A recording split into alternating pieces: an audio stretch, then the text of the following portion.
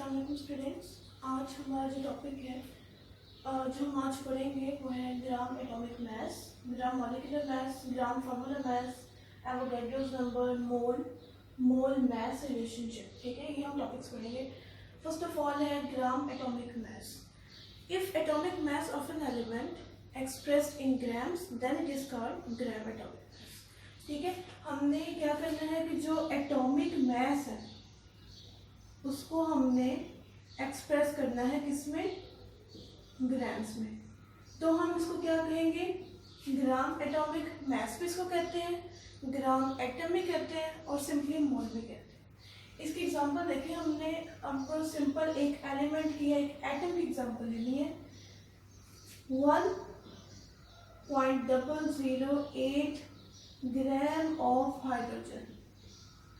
ठीक है, अब यहाँ पे देखें हाइड्रोजन क्या है, एक सिंपल एक एलिमेंट है, एक एटम है। ठीक है, इसका मास क्या है 1.008 ग्राम। ये किसके बराबर है, ये है जी 1 मोल ऑफ हाइड्रोजन के बराबर है।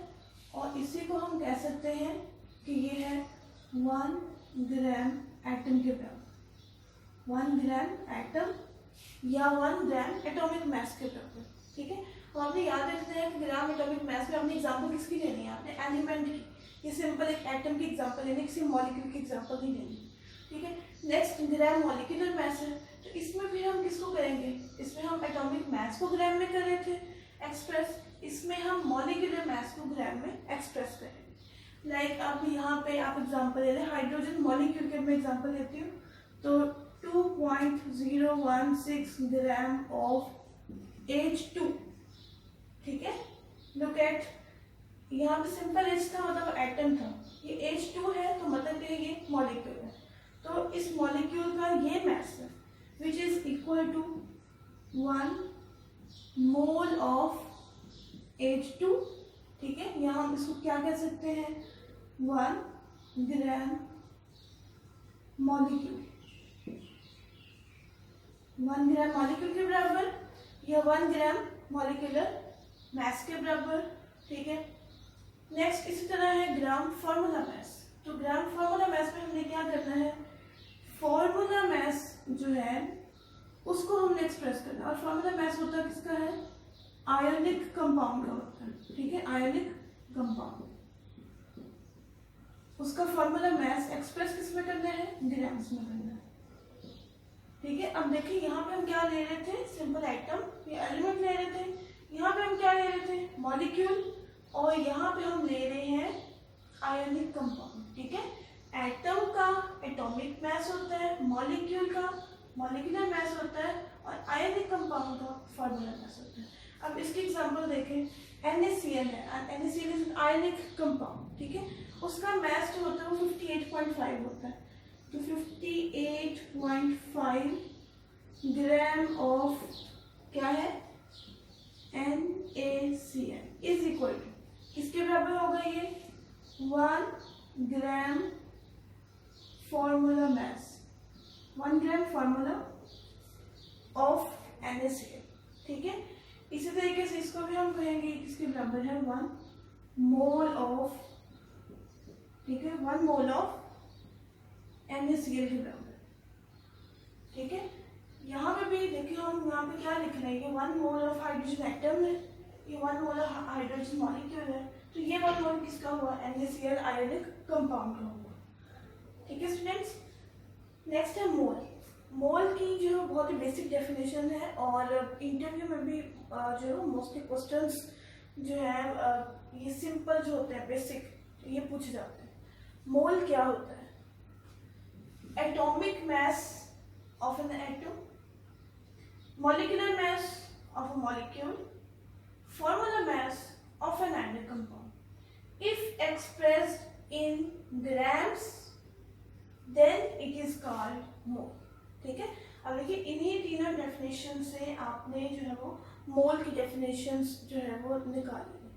क्या है कि अगर हम किसी एटम का एटॉमिक मास, मॉलिक्यूल का मॉलिक्यूलर मास और आयोनिक कंपाउंड का फॉर्मूला मास, अगर हम ये जो है वो एक्सप्रेस करें किसमें, ग्राम्स में, तो इसको हम क्या कहेंगे, 1 मोल। ठीक है, इस मोल में आप यही एग्जांपल जो है वो दे सकते हैं, एटम के एग्जांपल भी दे सकते हैं, मॉलिक्यूल की भी और आयोनिक कंपाउंड के भी एग्जांपल दे सकते हैं।